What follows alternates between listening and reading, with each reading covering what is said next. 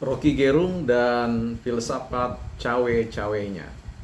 Ya, rupa-rupanya istilah cawe-cawe ini bukan hanya layak untuk kita sandangkan kepada Ibu Megawati, tetapi juga pada Rocky Gerung,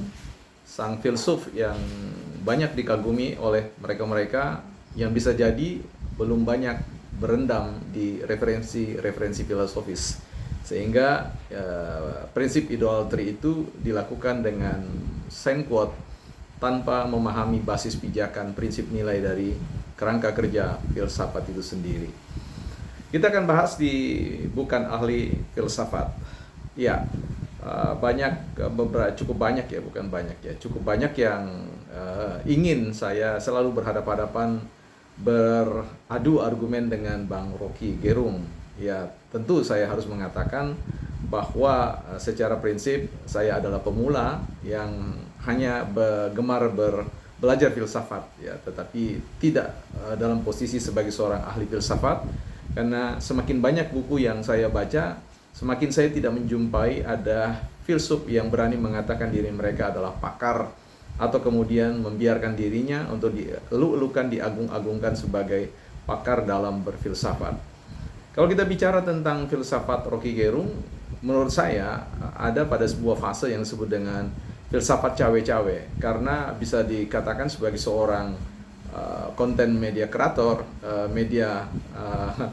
creator, kita melihat di situ bahwa hampir setiap hari beliau menanggapi semua isu ya, yang menurut saya tidak lazim bagi seorang pemikir filsuf di dalam menekuni sebuah isu-isu yang patut dan wajib ya, merupakan sebuah prinsip yang harus dihukumi, diikuti, yaitu bagaimana mendalami sebuah isu sampai pada ke akar-akarnya, karena basis berfilsafat selalu ingin menjumpai semua basis pemikiran yang sampai pada kedalaman akar ya. Sehingga kalau kita lihat di sini apa yang dilakukan oleh Bang Rocky Gerung, kesannya ya hanya bermain pada level kulit luar, reaktif terhadap isu-isu yang digoreng. Jadi seorang filsuf yang didikte oleh opini-opini publik ya. Misalkan yang paling terakhir ini kita lihat bagaimana Rocky Gerung memfilsafati persoalan trending, adanya gerakan pasang satu foto saja dan di sebelahnya kosong dan dituliskan dengan Fufu Fafa ya. Dan itu kemudian juga dilahap oleh Rocky Gerung. Sebenarnya disinilah sebenarnya keprihatinan kita terhadap sepak terjang dari Rocky Gerung yang kemudian tidak membasiskan pada sebuah panggilan esensial dalam konteks untuk menakar, memaknai, memberikan penilaian-penilaian yang sifatnya hakiki, mendasar sehingga menjadi sebuah pijakan bagi banyak orang. Ya, dan ini menjadi sesuatu yang kemudian kita lihat seperti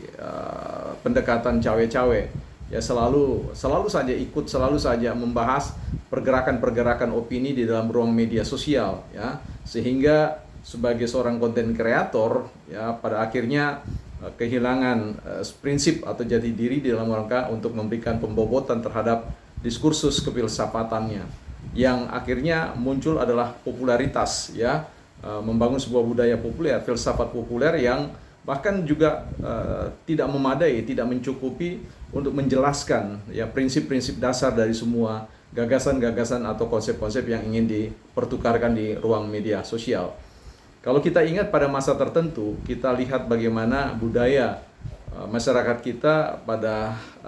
masa-masa sebelumnya, bagaimana mereka berpindah-pindah dari satu tempat ke tempat yang lain, bercocok tanam, satu kali cocok tanam atau satu dua kali, kemudian dia pergi mencari lahan yang baru untuk digarap. Nah, pendekatan inilah sepertinya ya, lompat sana lompat sini mencari satu isu, dan kemudian dari satu isu yang viral ke isu yang viral yang lain, dan ikut memberikan amplify atau memperbesar ya, mengstrengthen isu, memperkuatnya sehingga kemudian layak menjadi sebuah konsumsi media sosial. Ini jauh dari sebuah prinsip-prinsip para filsuf yang sebenarnya senantiasa bekerja dalam suatu konteks kesunyian, hingga pada waktunya ketika ia memandang bahwa konsep atau gagasan yang dipikirkan itu matang, barulah ia kemudian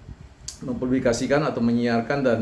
membawa orang lain untuk membangun diskursus yang tentu pijakannya jelas sekali, sangat respect terhadap personalitas ya, hanya berbicara tentang persoalan gagasan-gagasan. Nah, inilah yang kemudian kita sayangkan dengan filsafat cawe-cawenya Rocky Gerung yang menurut saya perlu kita imbangi ya. Tidak perlu kita lampaui, cukup kita imbangi karena kita berharap bahwa hadirnya ruang-ruang seperti ini merupakan sebuah cara kita merespon, ya, membangun satu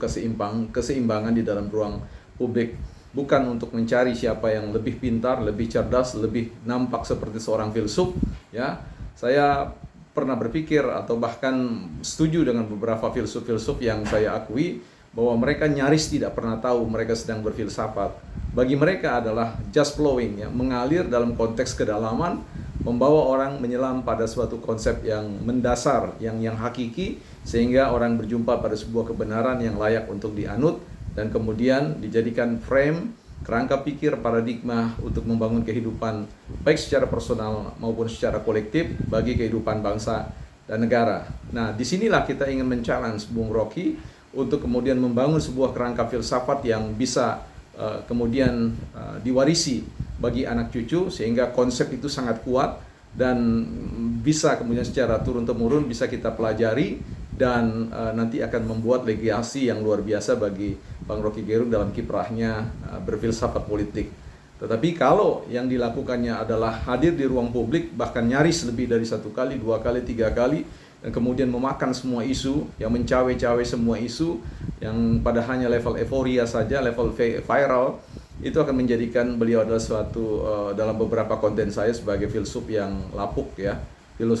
Filsafat menghadirkan filsafat yang lapuk, yang rapuh, yang dangkal, yang penuh dengan